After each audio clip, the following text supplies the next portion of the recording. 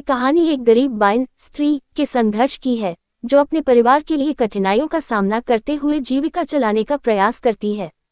कहानी अब गरीब बाइन के कष्ट। किसी गांव में एक गरीब बाइन रहती थी। उसका नाम गौरी था। उसका पति सालों पहले एक बीमारी के कारण चल बसा था और उसके पास एक छोटा सा बेटा था जिसका नाम मोहन था। पति की मृत्यु के बाद गौरी पर पूरे परिवार की जिम्मेदारी आ गई थी। गौरी के पास न तो कोई जमीन थी और न ही कोई स्थिर आय का साधन। वह गांव के अमीर लोगों के खेतों में काम करके अपना और अपने बेटे का पेट भरती थी। कभी कभी उसे गांव के किसी घर में झाड़ू पोंछा लगाने का भी काम मिल जाता था। वह मेहनत करती थी, लेकिन जितनी भी मेहनत करती उससे सिर्फ 2 वक्त की रोटी जुटा पाना ही संभव हो पाता था। गौरी के पास पहनने के लिए अच्छे कपड़े नहीं थे। वह हमेशा फटे पुराने कपड़ों में ही नजर आती थी।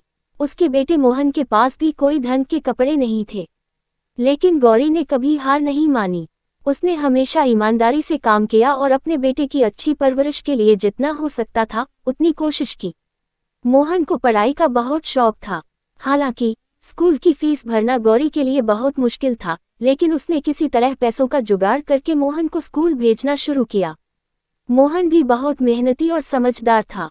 वह हमेशा अपनी माँ के संघर्षों को देखता और समझता था, इसलिए वह भी पढ़ाई में बहुत ध्यान देता था। समय बीतता गया और मोहन की मेहनत रंग लाई। उसने स्कूल में अच्छे अंकों से परीक्षा पास की और आगे की पढ़ाई के लिए छात्रवृत्ति भी हासिल की। मोहन अब गांव का पहला लड़का बन गया था, जो शहर के बड़े कॉलेज में पढ़ने जा रहा था। गौरी की आंखों में आंसू थे, लेकिन वे खुशी के आंसू थे।